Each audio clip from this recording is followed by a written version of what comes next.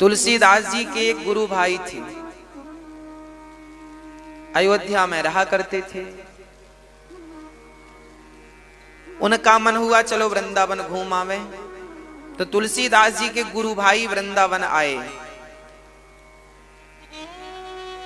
अनंत दास जी उनका नाम था। तुलसीदास जी के गुरु भाई अनंत दास जी जब वृंदावन आए तो वृंदावन में जब यहां श्री राधा रमण भगवान को देखा, बिहारी जी को देखा, वाह, ठाकुर जी के अधरों पर जब बंसी देखी तो उन्होंने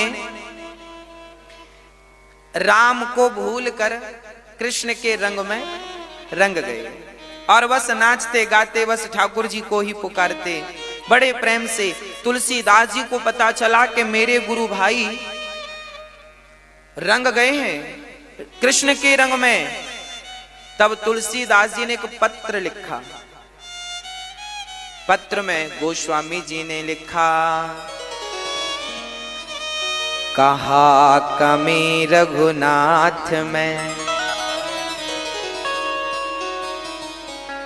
कहा क्या कमी रघुनाथ में, छोड़ गए निज धाम।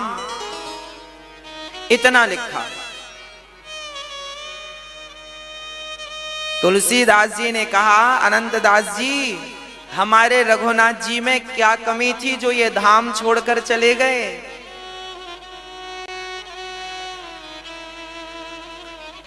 तो आगे जब अनंत दास जी को ये सूचना मिली कि मेरे गुरु भाई ने पत्र लिखा है, तो उसके नीचे लिख दिया।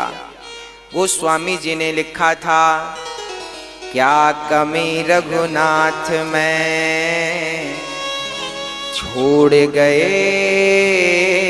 निज धाम।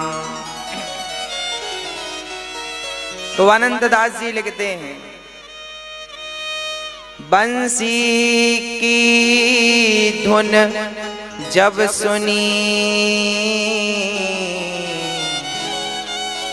भूल गए वो धाम।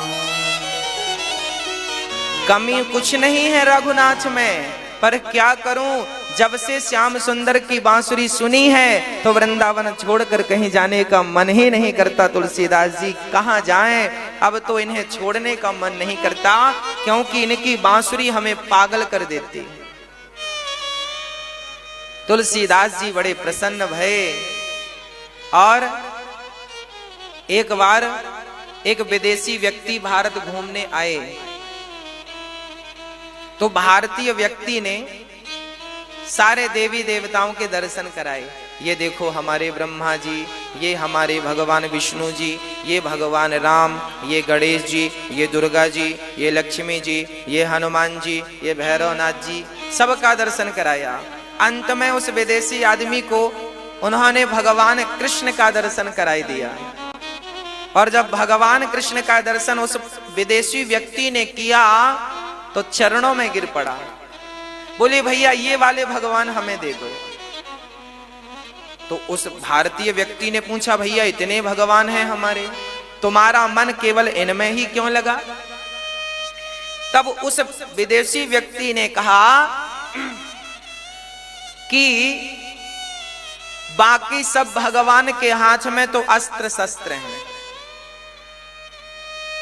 है ना, मतलब इनके कोई दुश्मन है तब तो अस्त्र शस्त्र हैं। एक भगवान कृष्ण ही ऐसे हैं जिनके हाथों में कोई अस्त्र शस्त्र नहीं है, सिर्फ बंसी केवल प्रेम की बांसुरी बजाते हैं और प्रेम की उस ध्वनि से भक्तों का मन आकर्षित कर लेते हैं। इसलिए हमें ये दे दो। कृष्णात् परम किमपि तत्त्वमहं न जाने, मैं कृष्ण के सिवा किसी को नहीं जानता, ऐसा भक्त कहते हैं। अच्छा, कृष्ण के सिवा किसी को नहीं जानने का अर्थ यह है कि कृष्ण और राम, क्योंकि कृष्ण एक महामंत्र है जो दोनों के नाम से पूरा होता है। हरे कृष्ण कृष्ण कृष्ण हरे हरे, हरे राम राम राम हरे हरे। ये शुद्ध मंत्र तो ऐसा है हरे राम राम राम हरे हरे, हरे कृष्ण कृष्ण कृष्ण हरे हरे, है ना।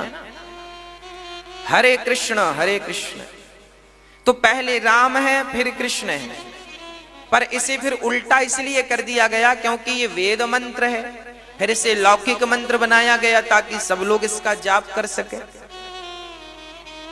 इसलिए फिर इसे लौकिक उल्टा कर दिया गया। राम राम राम हरे हरे, हरे कृष्ण कृष्ण कृष्ण हरे हरे, फिर इसे उल्टा कर दिया, शुरू फिर कृष्ण से होने लगा। क्यों? ताकि सब लोग जप सकें, शुद्धावस्था में या अपवित्र अवस्था में। नहीं तो फिर वेद का तो फिर नियम है कि शुद्ध ही होना चाहिए तब जाप करो, पर हरे कृष्ण तो कभी भी जपो। भक्तों, आज भगवान ने अपने अधरों पर बांसुरी रखी और बड़े प्रेम से निशम्य गीतम तदनंग वर्धनम ब्रजश्रियः कृष्ण गृहीत मानसा। आज ठाकुर जी ने सुंदर सा गीत गाया और गोपियों का मन अपनी ओर आकर्षित किया।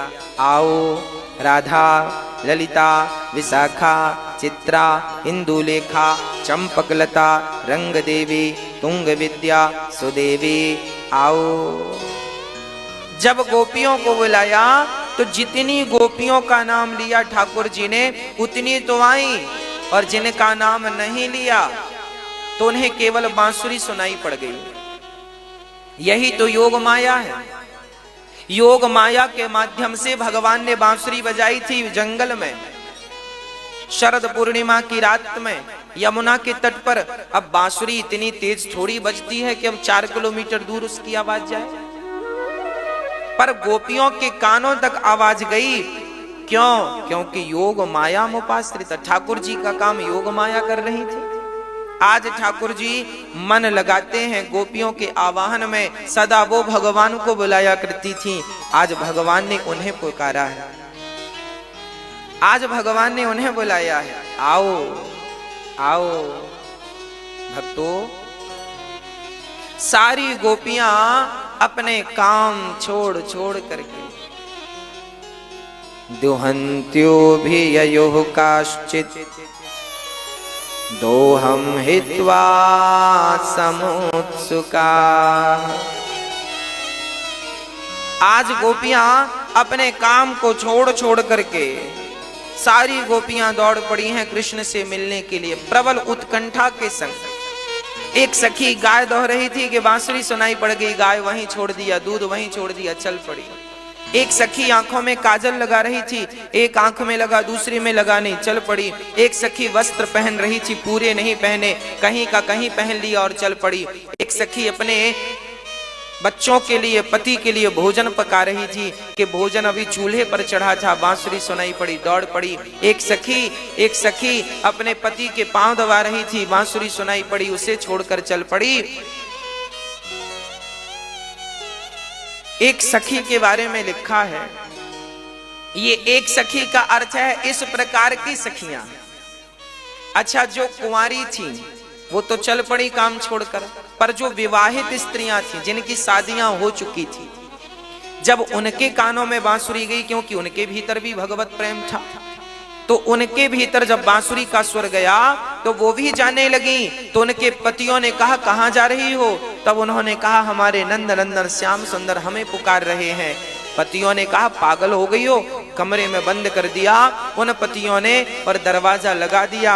उन सखियों की इतनी उत्कंठा हुई भगवान से मिलने की, इतना प्रबल प्रेम हुआ कि उसी क्षण उन्होंने अपना ये शरीर, स्थूल शरीर छोड़ करके और सूक्ष्म शरीर से जाकर के भगवान के चरणों में समा गई। ये भगवान से मिलने की प्रबल उत्कंठा। बंधन शरीर का हो सकता है, आत्मा का थोड़ी होगा। शरीर को पकड़ा जा सकता है, जकड़ा जा सकता है, उस सूक्ष्म शरीर को कौन पकड़ सकता है? तो भगवान की भक्ति इस तन से हो पर पूर्ण रूप से जब मन लगता है और प्रबल उत्कंठा होती है तो भगवान की प्राप्ति में शरीर भी बाधा नहीं बनता। सारी गोपियां, एक सखी के बारे में लिखा है कि वो बच्चे को स्तन पान करा रही थी कि बांसुरी सुनाई पड़ी, बच्चे को वहीं उसने छोड़ा और दौड़ पड़ी कृष्ण से मिलने के लिए। प्रबल उत्कंठा, प्रबल प्रेम के पाले पड़कर प्रभु को नियम बदलते देखा। भक्त कमान टले न टले, भगवंत के मान को टलते देखा। आज भगवान के प्रबल प्रेम को प्राप्त कर लिया उस सखी ने। अब बताओ कि दूध पीते हुए बालक को भला कौन त्यागेगा, कौन छोड़ेगा? क्या कोई आज की साधारण स्त्री अपने दूध पीते बच्चे को छोड़कर जा सकती है? नहीं ना। पर गोपियां गईं, इसका अर्थ यह है कि उनका प्रेम भगवान से किस कोटि का था। वो प्रेम कितना प्रबल था कि गोपियां सारी सुध बुध भूल कर कृष्ण से मिलने के लिए चल पड़ी। एक बार स्वामी विवेकानंद जी विदेश में इसी रास पंचाध्यायी के प्रसंग को सुना रहे थे।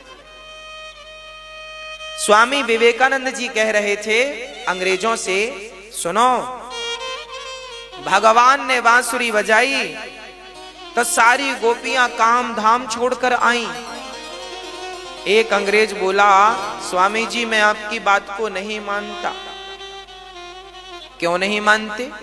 बोले, एक कृष्ण के लिए अरे 2-4 गोपियां पागल रही होंगी, चलो 10-20 रही होंगी, चलो 100-500 रही होंगी, क्योंकि भगवान अत्यधिक सुंदर थे।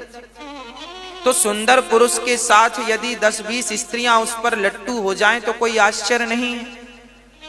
भगवान सुंदर थे तो 10-20-50-100 स्त्रियां रही होंगी पागल उनके लिए। पर आप कह रहे हैं हजारों सखियां।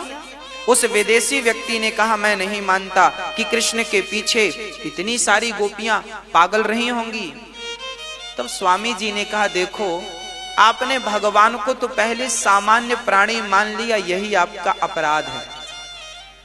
चलो, स्वामी जी बोले, मैं आपके प्रश्न का उत्तर इस मंच पर नहीं, 4 किलोमीटर दूर मेरी दूसरी सभा है, मैं वहां आपके प्रश्न का उत्तर दूंगा। जिसे इस प्रश्न का उत्तर सुनना हो वो संग चले। स्वामी जी पैदल चल पड़े। 4 किलोमीटर तक स्वामी जी पैदल चलते रहे और लाखों की भीड़ उनके पीछे चल पड़ी। आगे दूसरा मंच था, वहां माइक पकड़ के स्वामी जी ने कहा, आपके प्रश्न का उत्तर मिला? उन्होंने कहा, नहीं मिला। स्वामी जी ने कहा कि जिस कृष्ण की कथा के लिए तुम लाखों लोग 4 किलोमीटर पैदल आए हो, जिस कृष्ण की कथा का ये प्रभाव है कि लाखों लोग उसके पीछे घूमते हैं कथा के, उस कृष्ण का कितना प्रभाव रहा होगा। वो गोपियां यदि अपना काम छोड़ छोड़ के उनसे मिलने आई तो वो क्या आश्चर्य है। वो परम पिता परमात्मा है। और ये गोपियां साधारण नहीं, ये जन्म जन्म की तपस्वी ऋषि मुनि इस जन्म में गोपी बनकर प्रकट भई। और आज ठाकुर जी ने सबका आवाहन किया। इस रास में केवल स्त्रियां नहीं, पुरुष भी आए। शंकर जी आए, नारद जी आए, ध्रुव जी आए, प्रहलाद जी आए, और भी तमाम पुरुष गण आए। भगवान ने सबको गोपी के रूप में स्वीकार किया। आए हो पुरुष बनकर, पर ना, आपको स्त्री बनना पड़ेगा। शंकर जी भी माथे पर बिंदिया लगाते हैं, चूड़ियां पहनते हैं, मांग भरते हैं, फिर रास में सम्मिलित होते हैं। नारद जी भी चूड़ियां पहनते हैं, मांग भरते हैं। आज तो मुझे भगवान के संग रास रचाना है, आज तो मुझे भगवान के संग क्रीड़ा करना है, उसके लिए अपना स्वरूप भी बदलना पड़े तो बदलने को तैयार है। भगवत गोपी कोई स्त्री का नाम नहीं था। अरे गोपी तो एक भाव था, गोपी तो एक प्रेम तत्व है। आज सारी सखियां आईं और भगवान श्री कृष्ण उन सारी सखियों का स्वागत करते हैं। हाँ, सारी सखियां आईं और स्वागत करते हैं, स्वागत करते हैं। आओ। यहां आने का उद्देश्य क्या है? सारी गोपियां ये सुनकर स्तब्ध रह गईं। जब भगवान ने कहा स्वागतम वो महाभागः, स्वागतम वो महाभागा, प्रियम किम करवाणि वह, ब्रजस्या नामयं कश्चित् ब्रूता गमन कारणम। आओ सखियों, स्वागत है, पर इतना तो बताओ कि यहाँ आने का उद्देश्य क्या है। गोपियां बोली श्याम सुंदर पहले तो बुलाते हो और जब आती हैं तो कहते हो आने का उद्देश्य बताओ। अरे आपने ही तो हमें बुलाया है। अच्छा, भगवान ने जब बुलाया था तो भगवान ये क्यों बोले कि ब्रूतागमन कारणम, आने का कारण बताओ। क्यों बोला भगवान ने? क्योंकि भगवान अपनी गोपियों को उनकी परीक्षा लेकर के देखना चाहते हैं, कच्ची तो नहीं है, कच्ची तो नहीं है। हाँ, आज भगवान ने गोपियों से कहा चले जाओ। जब आप भगवान की प्राप्ति के लिए आगे बढ़ेंगे ना, तो कई बार आपका मन कहेगा क्या लगे हो माला जपने में, क्या मिल रहा है इससे, कब से जप रहे हैं, क्या मिल रहा, चलो पैसे कमाओ, मौज करो, ऐसो आराम करो, कहाँ लगे हो। हाँ, जब आप भगवान की तरफ बढ़ेंगे ना तो आपका मन कई बार ऐसा बोलेगा क्या चक्कर में पड़े हो माला के, क्या कथाएं सुन रहे हो। हाँ, भगवान ही एक बार अपनी तरफ मन लगाते हैं, फिर एक बार मन को हटाते हैं, जाओ देखते हैं।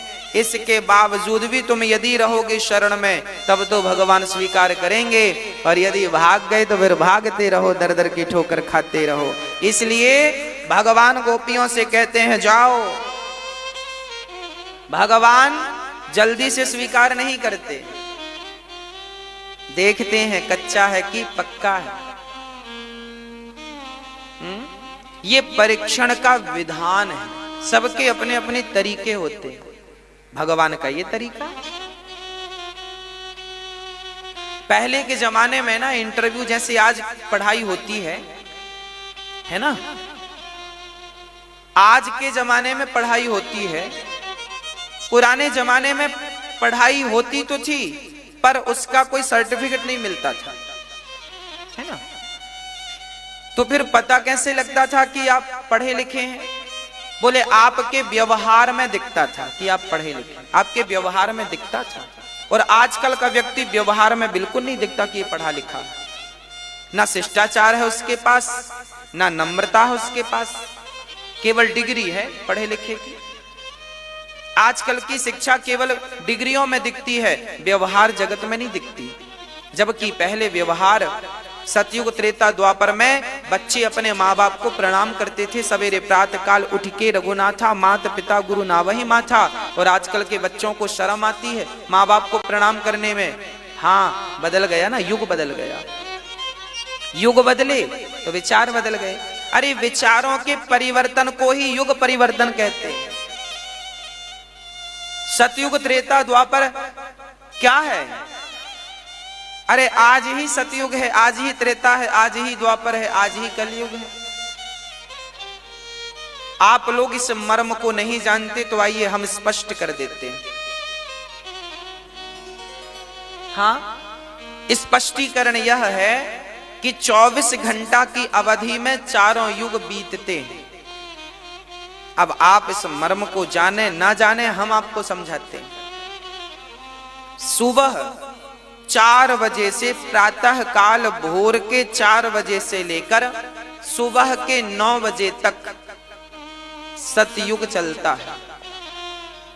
समझिएगा ध्यान से, कौन सा युग चलता है? सतयुग। क्योंकि इस समय सबके विचार अच्छे होते हैं, सबके विचार शुद्ध होते। कितना भी दुष्ट आदमी हो सवेरे अच्छी बातें करता, कहीं ना कहीं से भगवान का नाम कान में पढ़ ही जाता सवेरे सवेरे। कौन सा युग चल रहा है? सवेरे बिल्कुल शांति है, प्रदूषण भी नहीं है प्रकृति में। इसलिए बड़े बुजुर्ग कहते हैं सुबह शाम की हवा, सुबह की हवा लाखों की दवा। सुबह रात भर में सारा प्रदूषण शांत हो जाता है, चहल पहल शांत हो जाती है, और सवेरे 4 बजे 5 बजे तो घड़ी के टिक टिक की आवाज भी सुनाई पड़ती है, जबकि दिन में नहीं पड़ती, क्योंकि वो सतयुग का प्रभाव है, सतयुग चल रहा है। उसके बाद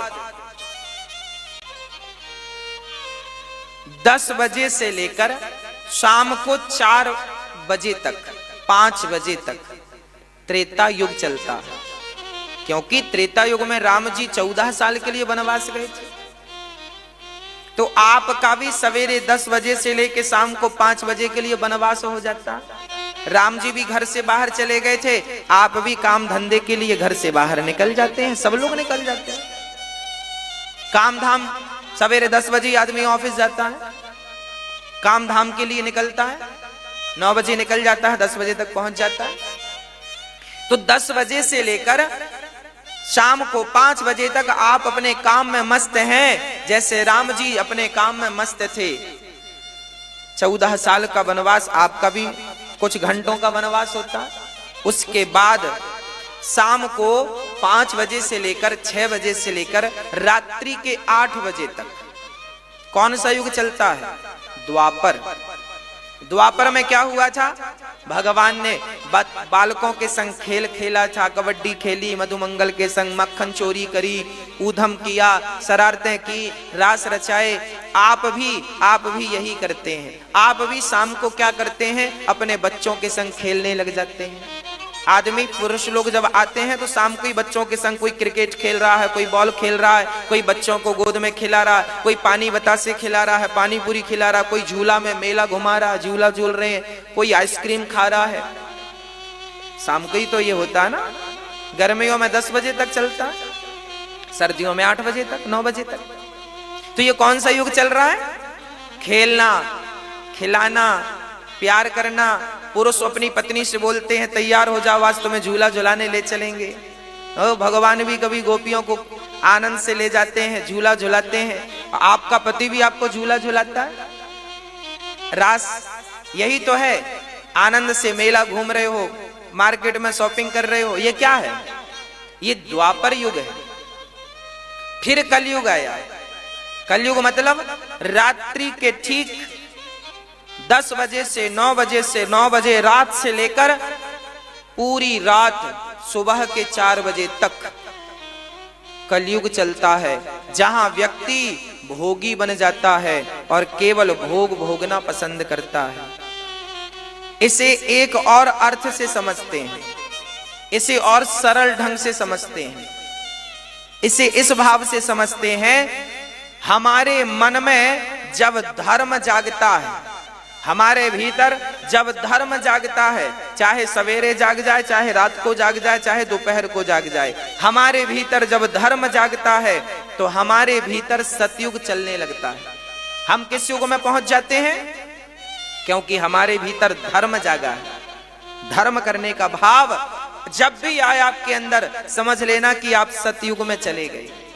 जब आपके भीतर कर्म करने का भाव आए, कर्मण्येवाधिकारस्ते, कर्म करने का भाव आए, जब काम करके आप अपने आप को विजयी बनाना चाहें, जब आपका मन काम में लग जाए, तब आपके भीतर त्रेता युग आ गया। आप त्रेता युग में हैं क्योंकि कर्म कर रहे हैं। और जब आपके भीतर प्रेम जागृत हो जाए, किसी के प्रति कोई आपके सामने प्यासा है और उससे देखकर प्रेम आ जाए, राम राम राम, ये कितना प्यासा, चलो हम पानी पिलाते हैं, आप जाएं पानी लाएं। कोई भूखा है, आपको देखकर दया आई, राम राम चलो बैठो हम भोजन कराते हैं। तो जब आपके भीतर प्रेम आ जाए, किसी को देखकर, अपनी माँ को देखकर, पिता को देखकर, बहन को देखकर, भाई दीन दुखी को देखकर या पत्नी को देखकर जब प्रेम जागे, तो ये तीसरा युग द्वापर युग चल रहा है। और जब भीतर काम वासना जाग जाए, चाहे दिन में जागे चाहे रात में जागे, जब भीतर काम वासना जाग जाए और आप उसकी पूर्ति के लिए आगे चल पड़े, तब समझ लीजिए कलयुग आपके भीतर प्रवेश कर गया है। यही चारों युग हैं।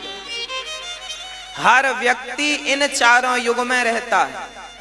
अब आपके मन पर निर्भर करता है कि आप अपने आप को किस युग में रखना पसंद करते हैं।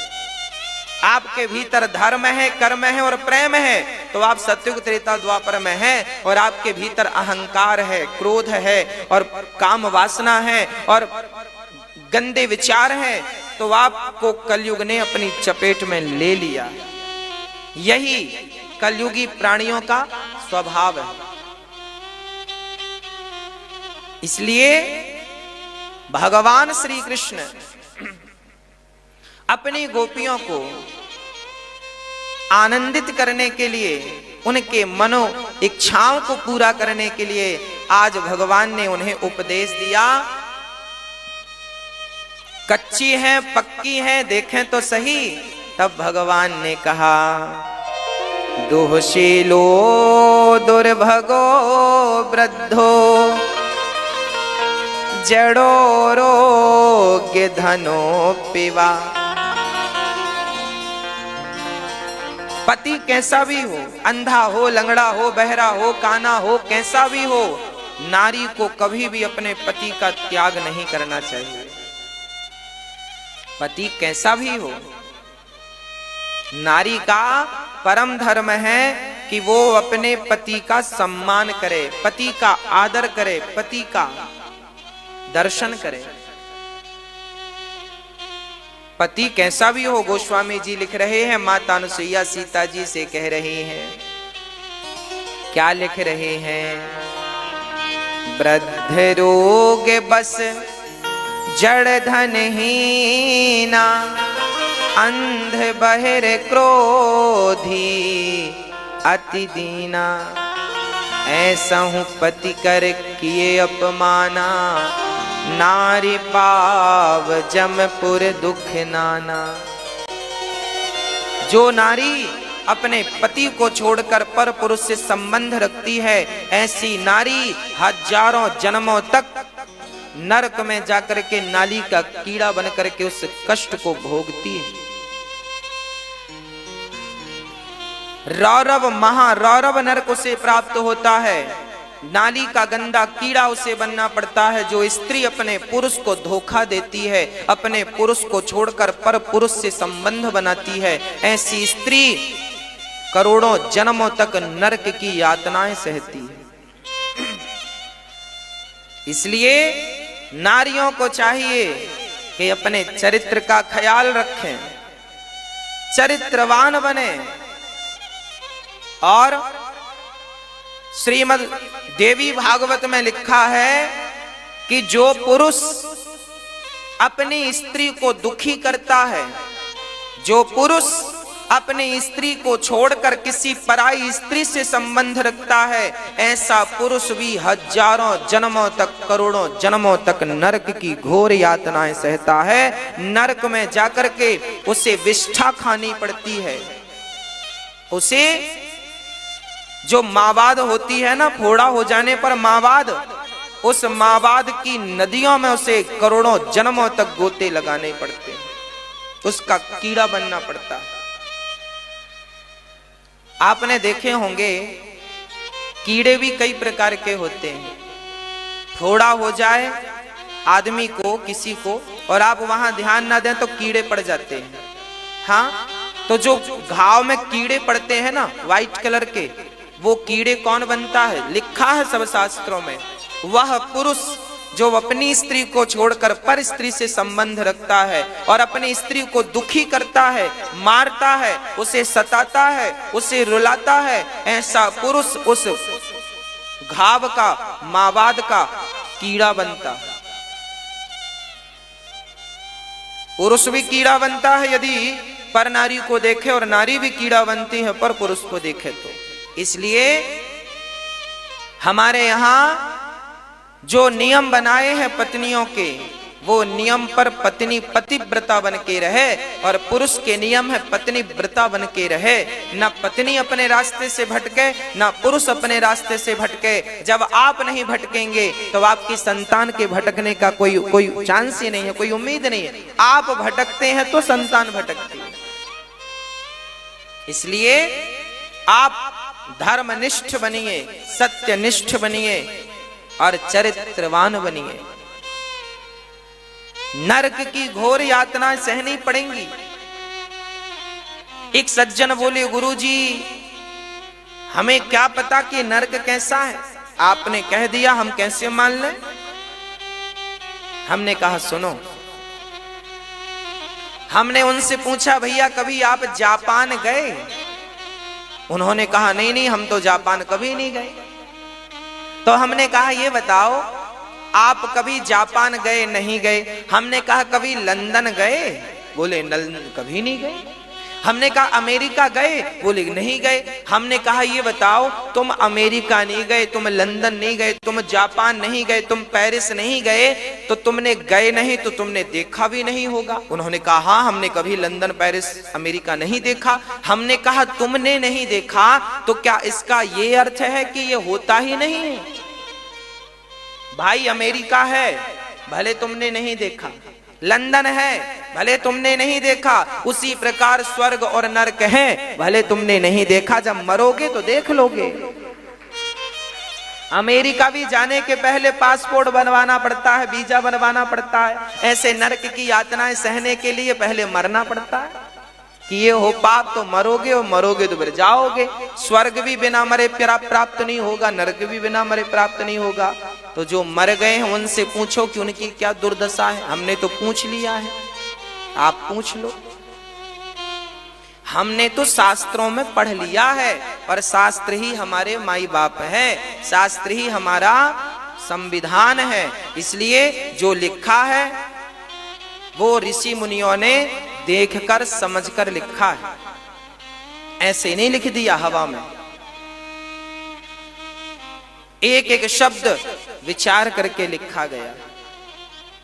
इसलिए आप मत मानिए कि नरक होता है, क्या फर्क पड़ता है?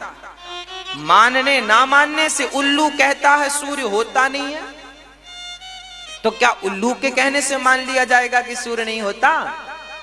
अरे सूर्य है, उल्लुओं को नजर नहीं आता। ऐसे कुछ उल्लू समाज में हैं जिन्हें स्वर्ग नरक पुनर्जन्म मृत्यु नजर नहीं आती। है सब कुछ, जन्म है तो मृत्यु भी है, स्वर्ग है तो नरक भी है, पुण्य है तो पाप भी है। अभी तो सब बढ़िया हरा हरा लग रहा है, जब हिसाब किताब होगा तब सब समझ में आएगा। अभी आपका हिसाब कहाँ हुआ?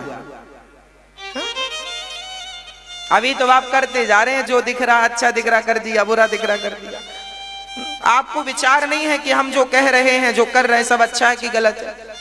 हमें तो लग रहा है हमारे घर में पैसा आना चाहिए, भले किसी का मर्डर करने से आए, भले किसी का गला दबाने से आए, बस आना चाहिए। अच्छा बेटा रखते जाओ, पैसा रखते जाओ, रखते जाओ। जब हिसाब होगा ना, तब फिर हिसाब होगा, तब फिर सबका हिसाब हो जाएगा। इसलिए बच के रहना रे बाबा, भगवान की अदालत में हिसाब सबका बचेगा कोई नहीं। सरकार साल में जब आपसे टैक्स लेती है, इनकम टैक्स, तो कोई बचता है क्या? सबसे टैक्स लेती है। अब सोचो कि सरकार की व्यवस्था ऐसी है कि सरकार को टैक्स देना ही पड़ता है। देर सवेर सरकार पकड़ लेती है कि ये टैक्स चोर है। यदि सरकार, आज की सरकार हर व्यक्ति पर निगरानी रख सकती है, 135 करोड़ जनसंख्या पर सरकार की निगरानी है, तो भगवान है, वो सब पर निगरानी नहीं रखेंगे क्या?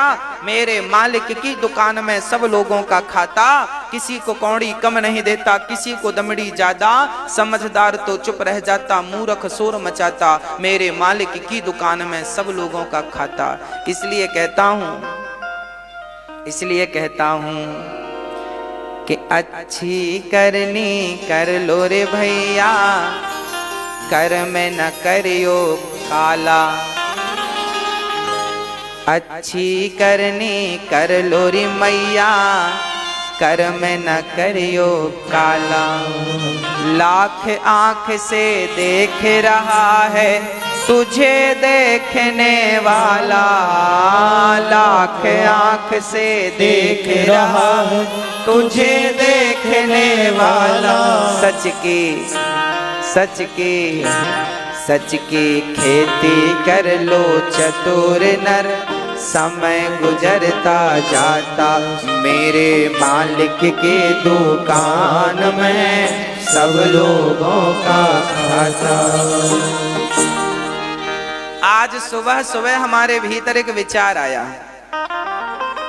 बता दें, आज सुबह जब हम ब्राह्मणों के चरण धुल रहे थे तभी हमारे मन में एक बहुत विचार आया, बढ़िया विचार। क्या विचार आया? आज हमने सोचा कि हम बहुत बड़े पापी थे पिछले जन्म में। हम पिछले जन्म में बहुत बड़े वाले पापी थे। हाँ, हमारे मन में ही आया विचार कि हम बहुत बड़े पापी रहे होंगे।